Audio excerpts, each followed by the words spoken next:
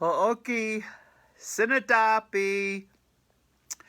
The Native Wellness Institute is dedicating the entire week to healing and grassroots activism for missing and murdered Indigenous girls, women, two-spirit, transgender, and also any little boys or any little young men missing and murdered. So welcome. I just wanted to say hello, you guys. Nistu means my name. Nidaniko is Mokoyo Sokoyi. Nixista, Anista, Yuscriptadaki. My mother's name is Yellow Flower Woman. Ninna, Anista, Monokini. My father is Pete, Eagle Ribs, Prairie Chicken Shoe Dance, NewBreast. And let's see, my grandparents, Naksika Anistaya, Sam NewBreast Sr., his wife was Atstanikiwa, Agnes Iron Pipe. My mom's mom, Awatski, Irene Bullshoe Pollock Cooper, and I had a grandpa that his family came over on Allison Island, and they settled here, and he ran away from them to live with the Indians and never went back. So, Grandpa Manly John Cooper. So, welcome to the Native Wellness Power Hour. We are very blessed. We want to just hold up the Seattle Indian Health Board, who is sponsoring this, and their Mrs. Echohawk, thank you. Esther, thank you. Annette Squintimkin, thank you for always allying and believing in Native Wellness Institute and supporting. This is the 59th week. Can you believe that? So for 59 weeks, we've been going nonstop, our NWI team, giving you positive, productive, and proactive hour, just to heal. So I'm just going to take a moment to say a prayer. And so, Hayo Stapatapi, Hayo Ninna, Hayo Napi Na Tusi, Hayo Akita Piwa, Nogaki Mokit Nogaspumukit, Spumukana Ixkanax, Spumukana Nanamska, Spumukana Moto Keeks, Spumukana Kami Pois Manix, Spumukana Ganax Timata, Spumukana all of our Six Acad to be Blackfoot Confederacy, and let it resonate out to all around our world. We ask for blessings today, because we're going to remember our grandmas, our mothers, our daughters, our sisters, just for a moment during this hour, and how precious they are. So, Ishtapatapi, Nogakimokit, Nagaspomokit. Anya, I just wanted to say a short little prayer, because we're transitioning through not only a pandemic of a virus, but we're transitioning through a complete awareness around the world in which our women are all being shifted to being sacred. So you guys know, gosh, just think about, I used to, one of the things, when I was a little girl, both my grandmas were friends, and Atstanikiwa and Awatski, Irene and Grandma Agnes, they'd sit together, and I'd like to get in between them, and I always, it's like, you're in between, you're by your grandmas, and you know how your grandmas have that little loose part right here? I would just sit there and play with it, and I don't know, it was just like the comfort and the love, and like Grandma, Awalski, and I was born in 1956, so my pronouns are she, her, and old school. So when we'd go into Grandma's house, she always just cooked on the wood stove, and man, you'd go into her house and she'd have this fresh bannock, just like good fluffy bannock, and she would cut a piece off and slice it in half and get some really good butter, and she would butter up that bannock. And in those days, would get commodities. We'd get something called potted meat, and you kind of know it as spam, eh? It looks like spam. So Grandma would get out and slice some of that potted meat, and she would fry it up, and she would put that hot fried potted meat right on that butter in between that fluffy, fresh bannock, and it was warm. And I say that because that's a nurturing food, and so you could put in the comments what's your nurturing food. So it's weird, like during these 59 weeks, NWI just got done with a really beautiful retreat, and we were talking about nurturing food. And each one of us, and I just said, I know I'm stressed when I want a fried spam sandwich on bannock. Damn, that sounds good. Anyway, fried spam sandwich for everybody. So I wanted to start there because you guys know how we love our grandmas, and we love our moms, and we love our aunties, and we love our sisters, and gosh, we love our daughters. And even, to the unborn, we just love them.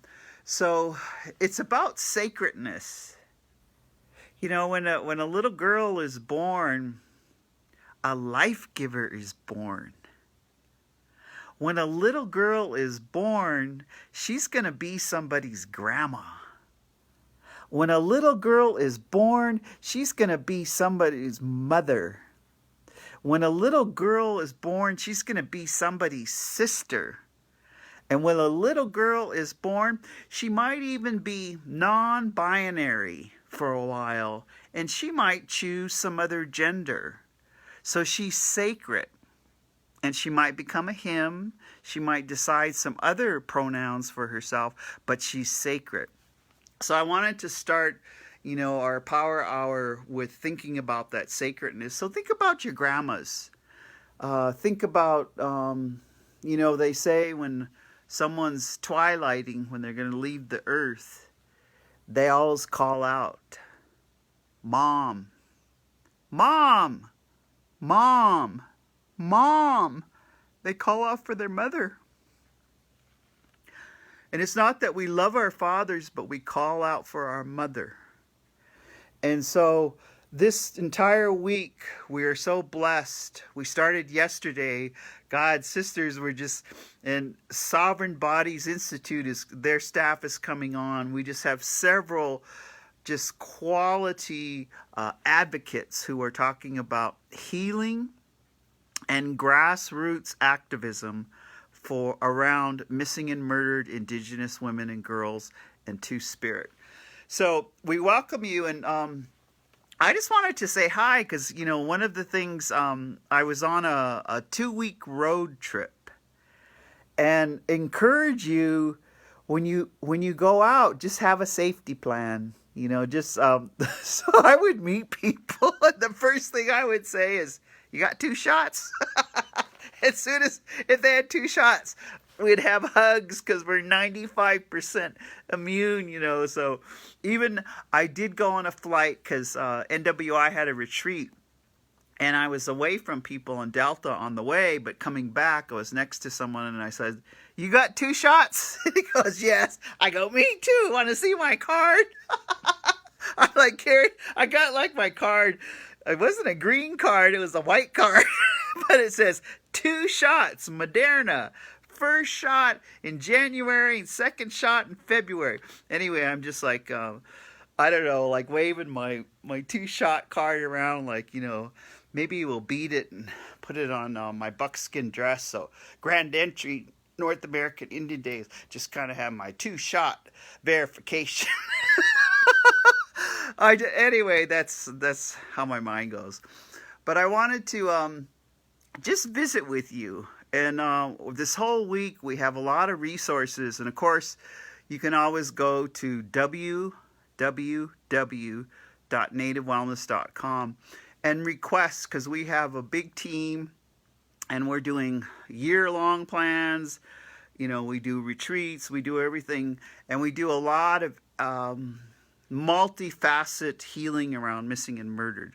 So you can just go there. And all of our power hours, I even go back and listen, because I love, when I need soothing, I love to hear Jean Tagabon's voice. And then when I hear Jolene Joseph, it's just comforting. And Levina gets me inspired, and Robert, I just, Lori NewBreast, Marcus, Jordan, Josh, Indigenous 20-something, Shailene in the group. Whenever I need uplifting, just go to Native Wellness Institute's YouTube. Guess what? It's all free. It's all free. We're not trying to hustle you. Not that other people... Anyway, we're just trying not to hustle you. We just want to encourage you to heal. So please go to our YouTube channel. And we've got quite an array there. There's topics, or you can just listen to speakers. I was just thinking, we had Judith Haleman. A lot of the BIPOC healing is happening.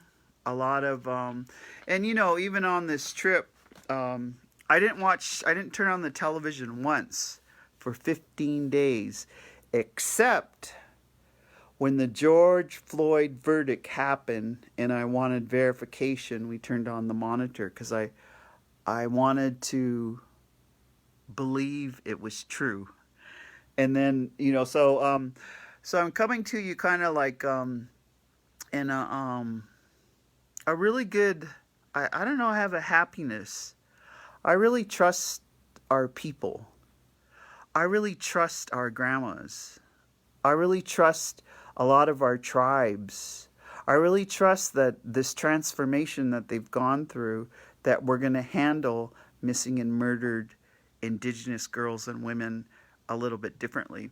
So let's talk about, there's so much, one of the things, and shout out to Mike Duncan, Mary Thomas, Michelle Moz, Michelle Antone, Aurora, Olive Snack. Snack, they just give out these.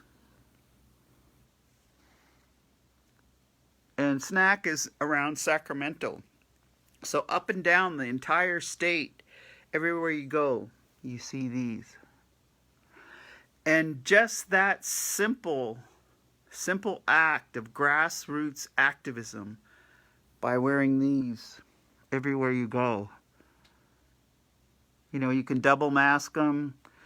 Just one of the blessings while I was traveling is I wore this mask, and people would just, say, right on, or they would blow a kiss, or they'd give a hug, or they'd just say, right on, no more silent sisters, no more missing sisters. We got to have forgiveness. So just remember that one thing that you could do starting this week, and then, you could wash them, and you could double mask, is just to give everybody in your community one of these masks. And I just wanted to acknowledge, I'm on the Blackfeet Reservation, and we have such compassion. We have 2 people missing.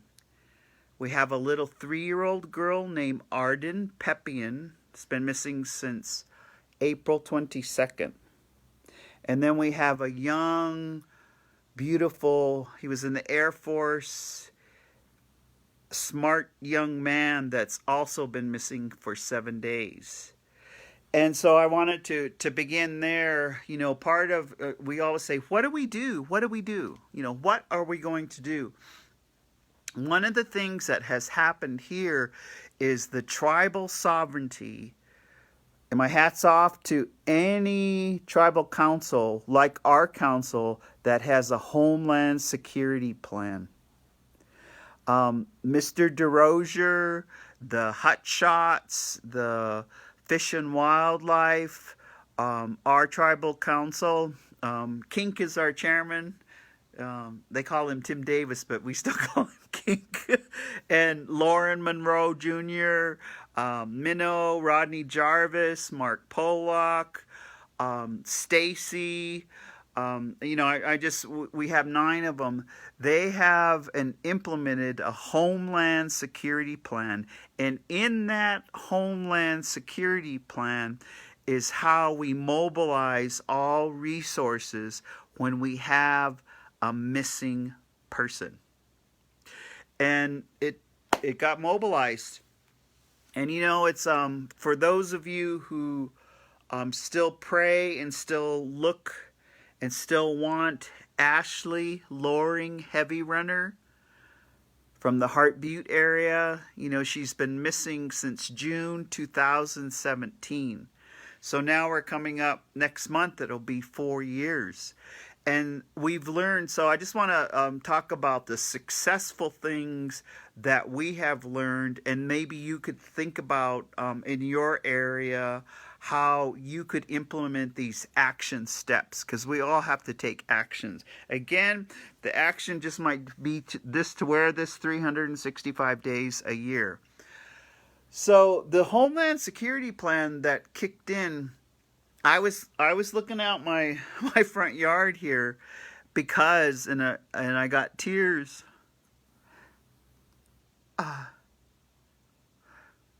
Because there's a program called Manpower, and my hat's off to George Kipp. And Manpower is usually they're helping people get jobs, they're creating jobs, they're helping people finish school, even from getting their GED up to their PhD, and they're helping them so that they can have an income. And George this morning mobilized 300 people. They could shift some funding where they're going to pay all of those people. From what I understand, again, this is what my mother said to me, so I haven't fact-checked it. She said they're going to pay them $100 a day to walk the land and to look for Leo Wagner. And they have mobilized them to look for Arden Peppian, who is 3 years old and missing. So that when I have the tears, because they all know I live here, and they know I'm okay. So they just walked around my property, and there was about 15 of them, and they're walking close, shoulder to shoulder. They're going through every piece of land here, trying to find Leo Wagner. They have one of the other things, and these are just some of the stuff that happened, is we allied, our hats off to Senator Tester, and Diane Bird, and any of our advocates, Susan Weber, Sharon Paragoy, all of, there's just so many of them going through my head right now. They have brought in National Guard on one part of the reservation in this alliances. So alliances from the outside is an action step, and you need to court that relationship. They brought in a plane a few days ago that can fly over the land and see any heat from a human body. And that was part of the plan. They brought in scuba divers who went into the water, and they even have this drone that goes through the water and can see so they can find if there's a body to be found. They also brought in resources. We call it a command center, so that it isn't just a lot of people coming together. Because when we all come together, we do need some kind of organization, not only to feed, but to pray and to make sure, because those searchers that have been going since April 22nd, That's a long time to be searching. So I ask you to say prayers for them. And so let's look at that, having the plan. And when Ashley Loring Heavy Runner became missing, none of these were intact. And I think of Ashley, most of you've seen these all over the United States. You've seen Ashley, the picture of Ashley. $10,000 reward for any information. But one of the things is around, we call it grassroots activism. And I really, because what is grassroots? It's the people. It's the tribal people, and it's the people that live in the communities. So one of the things to think about, and during this pandemic, we've, some of us have been in a bubble. Some of us have known our neighbors. We really have to start to think about how we create community with safety nets. And think of it, it's an action step of safety nets. So that there's actually safety nets going to the family, because they're not sleeping good. They're frantic. They're going through stages of anxiety. We have to think about safety nets for the searchers. Providing 3 meals a day for hundreds of people is a very good action plan. Our command center, and again, I'm not in the command center right now. I was just talking about community activism. One of I'm going to tell some stories about really successful efforts. And my hat is in a shout out going out to Sovereign Bodies Institute. So I want to talk just a moment about Anita Lusheshai.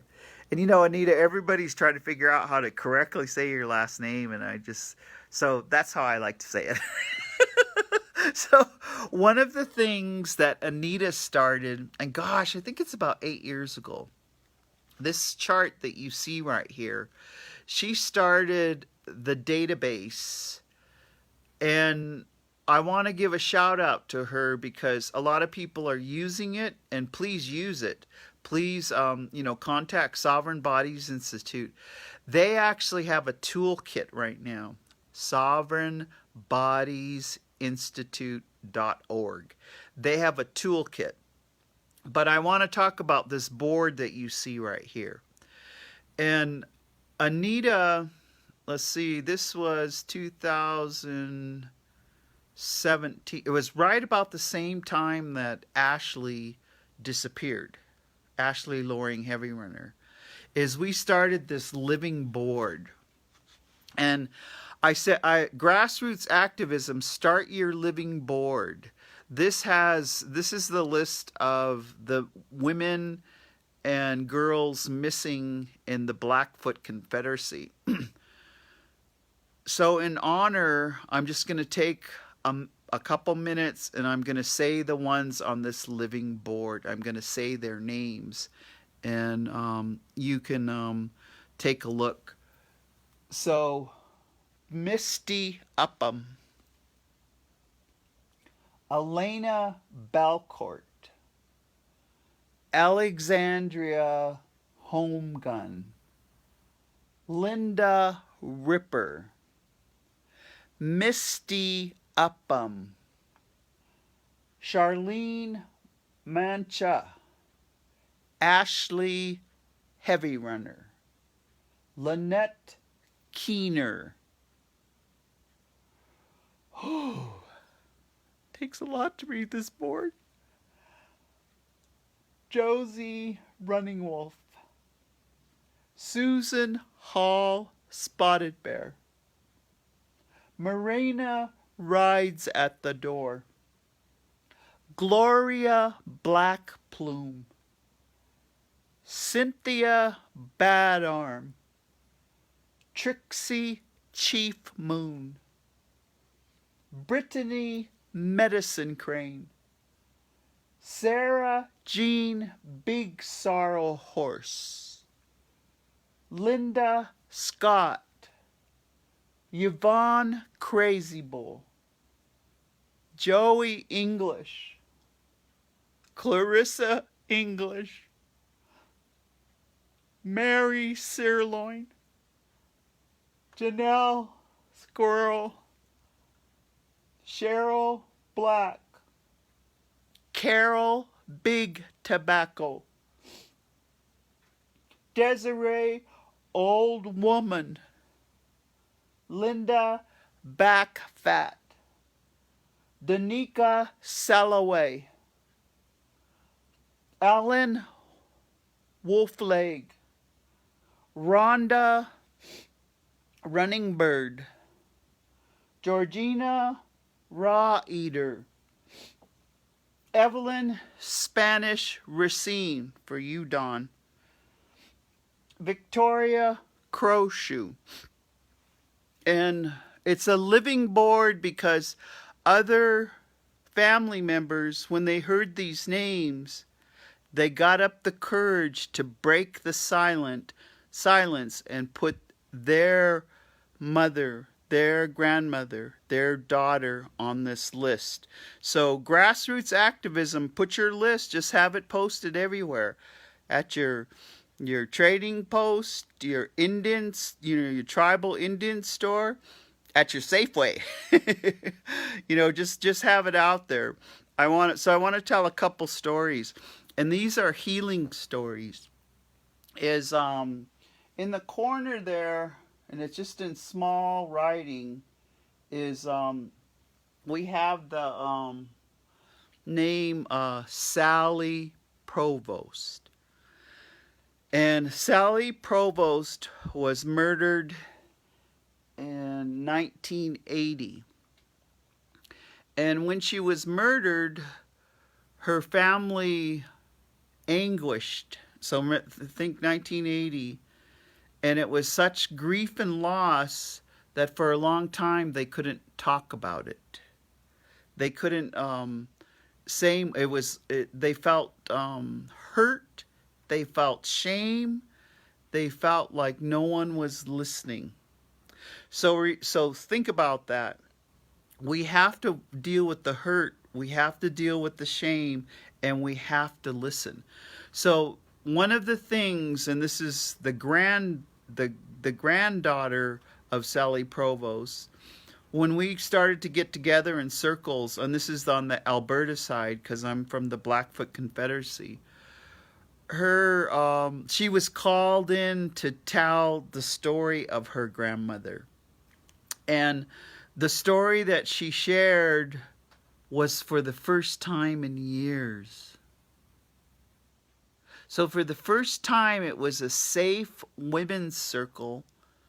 There was men supporting it, a safe women's circle where she could tell the hurt and the pain of her grandmother being murdered in 1980. And once she did that, and she decided to bead all, and they were about this big. They were women in red dresses. So remember, you can wear red. That's an action step.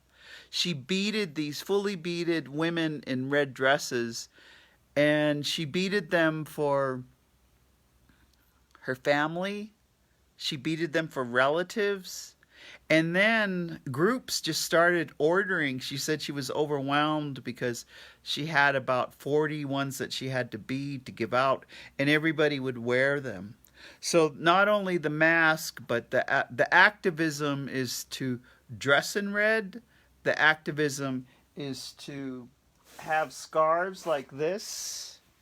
I scarves that you can wear. And what has happened, and this is the reason I'm telling the story, she said that every time, every bead, she said a prayer for all the missing and murdered girls and women.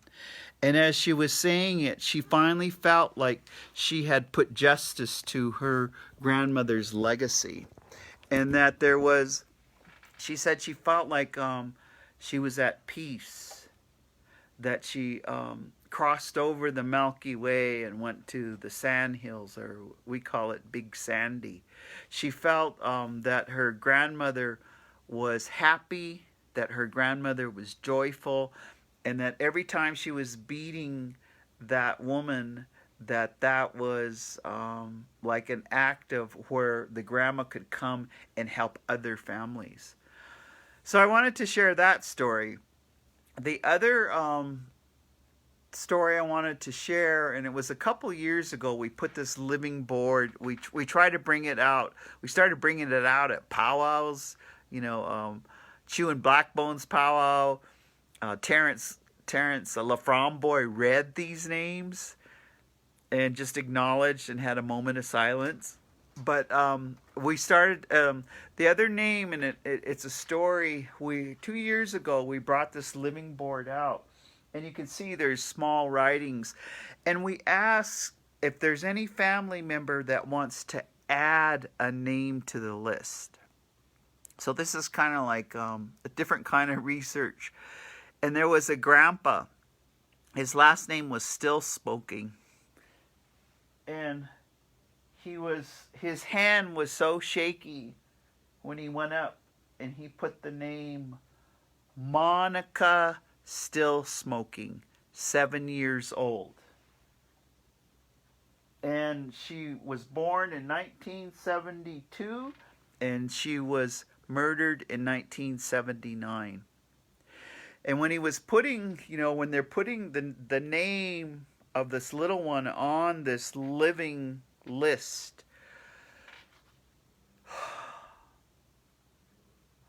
we let him do it. And then he turned around and he got to share for several minutes, because he got triggered. And that's what happens every time. Remember, you're triggered, and it's very important to create safe circles where you can tell a little bit of your story, or just safe circles where you can sit and cry. So this grandpa, he just said, we searched for days. We searched so long, and we finally found her body up on a mountain. Her frozen, she had frozen there after she was violated. And in his testimony, he was talking to the audience, because there were other family members who never found their missing person. And he just said that he was so grateful, because once they found the body, then they could protocol and have proper burial and proper grieving in that way. So in your community activism, remember how delicate this grief is. That you have to make a commitment to being in it for the long haul. And the commitment might be to gently, if the person isn't, especially if they aren't ready to speak yet or talk, is that you treat them with dignity, you treat them with calmness, and that you allow them to tell the story. Because part of grassroots activism is to allow the family to tell the story. And when they tell the story, it helps the other families heal. It helps everyone in the community heal. And us at Native Wellness Institute, our mission is to keep the teachings of our ancestors alive. So anything that falls under the umbrella of keeping our teachings of our ancestors alive, we do that. We will plan on doing that. So when he gave that testimony, and so you have to allow the families to tell the story over and over.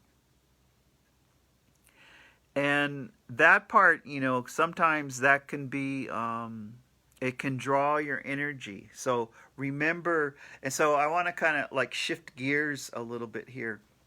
And if you're working in the field of helping, it might be through your social services, it might be through a SAMHSA grant, it might be through a domestic violence grant, it might be through healthy pregnancy, it might be through healthy relationships.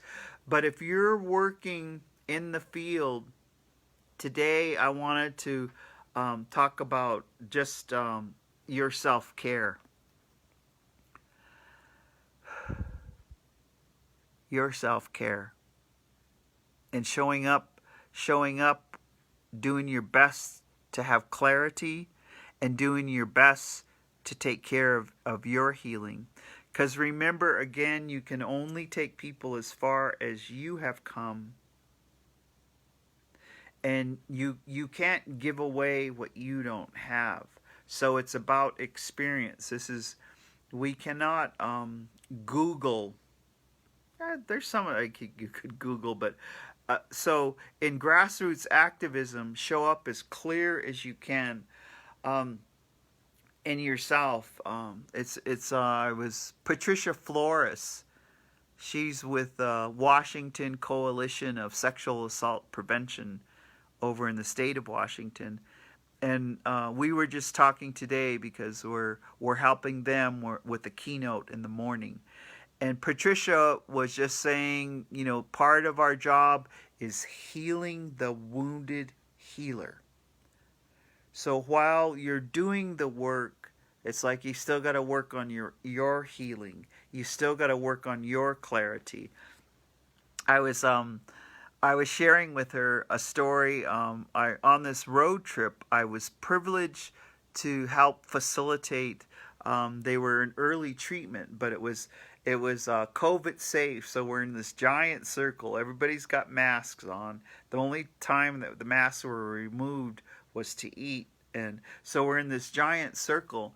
And I looked around this giant circle, and that was the first time I had sat in a circle, well, in a long time, in person during the pandemic. But I looked around this circle, and I was co-facilitating with Marcus Red Thunder. And I looked, and there was more men than women. And so I was just like, I was looking, I said, wow, this is the first time I sat in a circle where there's more men than women. What I found out is that Marcus and the counselors that work at that facility, a lot of them, one guy had 42 years sobriety, others had 15, 20, but a lot of their workers, they had gone to treatment there 20 years ago. They had gone to treatment, and then they were helped to get their degrees, they were helped to get their education, and now they were the counselors, and that's the best counselors.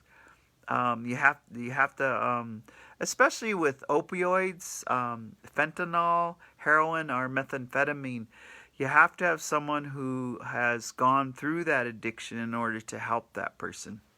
So in this healing and self-care and having, this large number of men, think about in your grassroots activism that you nurture and get a group of men that work with the men. We're finding that's a better plan than having women plan it or to start it. And women, get yourself in order with your own codependency. One of that is a wounded healer. I've started with Alateen. I still work on it. We're never done. Work on our own healing of our own codependency when we're helping families. And so I want to get back to this man effort. One of the things that and Marcus and Gene Tagabon and Robert Johnston, Thosh, Will Penn, a lot of our team, Josh Cocker. One of the things with men, and Marcus was saying this, he said, We've been working with these men for some time. We sweat together. We take, we build the arbor together. We go out in the snow. We go, we spend some time together. And one of our major topics of discussion is taking care of our women, taking care of our daughters.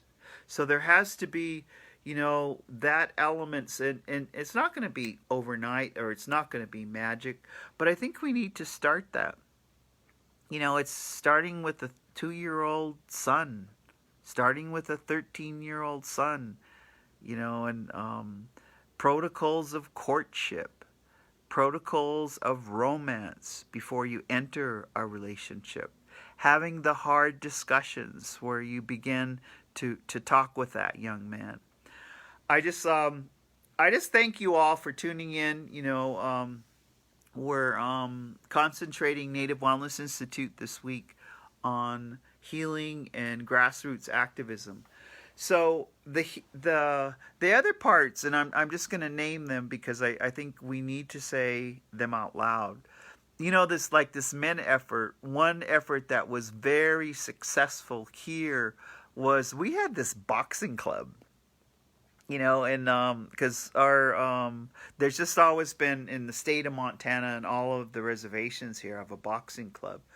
And so Frank Kipp and a lot of the men, in order to help the young girls, they invited young girls to join the boxing club. And what was cool, it was cool because they had starting 6-year-old up to, in high school. And they taught them how to box, mainly with self-defense. And one of the things that happened over the years is even with the little 6-year-olds, when they were teaching them self-defense, they also taught them something else that's very important to teach with all of our young girls, and that's about building up your confidence level. One of the ways to keep women sacred is to build up their confidence level that they can. And so there were prizes, there were scholarships. I think ESPN even did a documentary. I was in it, but I never got to see it. But there was these young girls, and and they came from from the 600 block, and they were just primo excellent athletes. They had to have the discipline of training, and then they boxed. And so that boxing club run by men for young Indian girls and Indian girls in high school was successful, and they're still doing it now. So think about that. The other and these are like grassroots community activism. Another way to really think about is a lot of tribes have had success with their fish and wildlife department, and a lot of even team building efforts right now. I hear a lot of discussion around the whole team taking gun safety, like just as a team building, gun safety. So think in that terms. The other, I want to say just a comment on one of the law enforcement. One of this $10,000. This was gathered by the Glacier County Sheriff's Office, Homeland Security, Blackfeet Law Enforcement. They all allied together. So one of the greatest strategies is the alliances, where you ally and share resources, which means money and people. And law enforcement is, I always think, if you're thinking about Pine Ridge, or you're thinking about Navajo Nation, or you're thinking about big land base, usually there's one officer. Okay, you get this 500,000 acres over here, okay? Take care of everything. So think about how you can help law enforcement. Think about, when that first call, again, Sovereign Bodies Institute has a toolkit. When you get that first call, how you can help. And I know this is going to be hard. Hold back your complaining. Just stop complaining and utter these words. How can I help? How can my family help? How can we help? Utter that rather than complaining. Okay? Right on. I'm gonna be watching. You know I'm that auntie that walks in the room and everybody sits up straight. Hey, no. So the other part is I wanted to talk about academia strategies. One of stop competing and ally, build alliances with each other. And in academia, I was just thinking at our tribal college, we started to look at policies and procedures that would protect young women. At one point, when I was on the board of trustees, we really investigated because we had sexual offenders, when they get out, they're registered, but they were going to our school. And so we had a lot of discussion, and we were looking at how we could create safety when you have a sexual abuser that is registered living next door or living in your community. So in tribal colleges, there's a lot of safety nets that you can create. There's a lot of awareness that you can create. I like the tribal colleges and also the universities on up that have support groups within the university. That really helps. To have, Al-Anon meetings, have adult children of alcoholics 12-step, have NA meetings, have AA meetings, have shopaholics, shop too much, have overeating disorders, have those also at your place for safety nets. There's also, of course, I always think, vow wow. My hat's off, and we just go to everyone who made VAWA, the Violence Against Women Act, to bring that about and to bring that into actualizing in all of our 50 states. But think about, one of the things you can do is just sit down. It could be handwritten, it could be typed, it could be copied, is keep your legislatures informed. It's just like this list here. When Senator Tester was running for his senator office, he came and he was you got to go to the res. Don't be scared no more, and just come to the res, visit with us. So when he came, this chart, the first thing, I walked up to him and I see him. We ride the same plane all the time. His workers were there, and I just showed him the chart. And they all stopped. And they all just had to read the chart. And after that, Senator Tester went to bat. And, we've got Deb Haaland in there now. We've got AOC. We've got a lot of advocates who really want to keep our grandmas and our sisters sacred. So in this legislation, just take some time. Write a letter or call, because when you do that, they count it as 500 constituents sometimes. And just say, I want to know how I can help, or what you're doing to create more resources for our missing and murdered Indigenous women and girls. It goes a long way. So as I was preparing here, I wanted to say to you, thank you for tuning in and letting us know. Let Native Wellness Institute let us know what you're doing for missing and murdered girls and women. One of the successful efforts, and maybe I'll, as we're kind of winding down, I'll share that story with you. Is I'm part of a Kami Poismanix.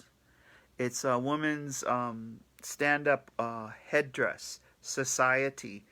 And it's always existed, but it's really push the effort of bringing healing around missing and murdered Indigenous girls and women.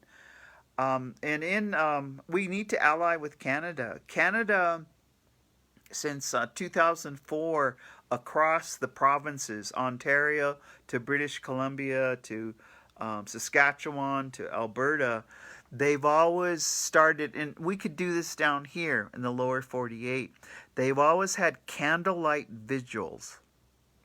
And, shout out to San Francisco area, Red Lightning women's singing group. They had 10,000. They had a vigil on Women's Day a couple years ago before the pandemic. And they sang in front of those 10,000 women marching down the street in San Francisco. So vigils, awareness, non-violent awareness, that's our right as a citizen. So in Canada, one of the things, and this has been real successful with the Kami Poismaniks, is a couple years ago we decided to get we sought foundations, and there's foundations willing to fund these efforts. We sought out all of the First Nations around Treaty 7 and Treaty 6, because that's kind of how their regions are. And what we did is decided to organize it around Mother's Day. And so Native Wellness Institute, we're asking you this week and around Mother's Day, what could you do around Mother's Day? And one of the bag that you see hanging on the wall right up here, this red bag, the Kami Poismaniks, it happened in Brockett. And so I want my hats off to them. So I'll tell you why they were successful. Is they brought, there was a couple hundred people that came to this gathering, and it was February 28, 2020, so right on the edge before everything closed. But they had their traditional leaders. They had strikes with the gun, Mr. and Mrs.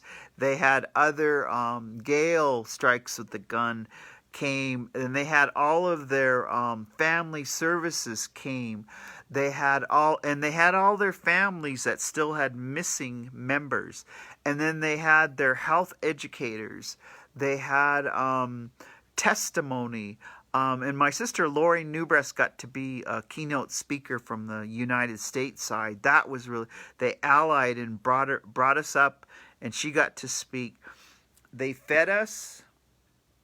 They had all of this conference was so successful. I mean, it was kind of, they had like a visionary. We did a visionary thing where we were building a healthy community. And it was just cute because they had all these, big boards that you could build it on. And then you had to introduce it. So, of course, some of the men got hand drums and sang a couple songs. And they had like these little tiny buffaloes, the ones that you squeeze for stress. So they like glued them on there when they were building their happy community. They had buffalo. They had children playing. They had dry meat hanging. They had just all the things that you would see in a happy community. But there was so much humor. And that humor carries us a long way. And, just around buffalo and eating raw kidney. We always like to tease around raw kidney and salt because, I don't know, I was raised that way. It was like a really good taste. It might look a little bit bloody, but that raw kidney, when you just put some salt on it, man, that tastes good. I think about, so of course we were humoring each other at our gathering, like, where's the raw kidney? You can start, rah, how do you like your kidney? Rah, rah, rah. Somehow that reminds me of Lavina Louie. I love you, Lavina. And kind of like winding down here, come join us. Share this power hour. The next 3 days, there'll be other speakers. And so I started out talking about Anita. And I'd like to, Sovereign Bodies Institute would really like all of small and big communities to start keeping your own data. don't wait for IHS to do it. Don't wait. They can do it. Don't wait for CDC to do it. Get your own god darn numbers together and start saying, like Arden Peppian right now has been missing since April 22nd. And we need to find her, or we need to find out what happened, and we need to find out if there needs to be some justice around it. We need to make it okay, and we need to speak about it. Stop whispering. Speak about it. Speak up, because you can save lives when you start telling your story and you start speaking up about it. So I wanted to just implore you, give you words of encouragement. Tomorrow is May 5th, and around the United States and around the world, everyone's wearing red. Be like Janet King. She wore red every day, 365 days a week she would wear red. And, everyone would look at her and she'd go, oh, there's Mrs. Missing and Murdered Indigenous, because she just said, I'm just going to wear red every day because I'm just going to bring awareness all 365 days. Bless her heart, Janet King. So think about, and the other thing, I in the couple minutes remaining, call your mom up. And if she's not alive anymore, you call her up anyway. You go out, drop to your knees and say a prayer to your mom. Ask your mom to help you. Ask your grandmothers to help you. When you drop to your knees, or call your mom up, and talk to your mom and thank her for giving you life. And thank her for changing your diapers. Thank her for putting up with you when you were a teenager. Thank her for being there. So this gathering that we had was called Honoring Our Mothers. So I guess in this last couple of minutes, I just want to say, if you're a mother, honor yourself. If you're a grandmother, honor yourself. But in these, especially up to, May 9th here is Mother's Day, make it special. Make it, if you're in a bubble or you're gathering, in small groups, give her 25 gifts. Like, my mom, and she's got all these plants. She's got a tree out there, and she goes, I want you to find a place, and, I just want a shovel and some raffle. She said, just find a place and plant that tree. But I was thinking, I know my mom. Because that tree's going to grow strong. That tree's going to grow proud and tall even after she has left this earth. I know how my mom. So plant a tree in honor of your mother. Plant a tree in honor of yourself. Plant a tree for every daughter. Plant a tree, just plant a tree. And it's my last words, when we lost Janet King, I have a sweet pine tree over here, and I had all these red Christmas decorations. And so I put all the red Christmas decorations all over that tree because it's the Janet King tree, so I'll never forget. So maybe you should, those that are still missing, decorate it so you'll never forget. So I walk by that tree every day for as long as I'm alive, and I'm not going to move. I'm always going to live here. I walk by the Janet King tree and I just touch it and I say thank you for being my friend. So with that, I'm going to sign off. I don't know, I want to get close. You guys got some good energy. I was just like if I get close, I could feel your energy out there. So thank you for tuning in to Native Wellness Institute's Power Hour, and thank you for believing that we matter, and thank you for listening to us during this time. And so I'll say Kitakito Matsuno and Kitsikakomum. Kitsikakomum. Kitsikako, man. That means I love you in Blackfoot.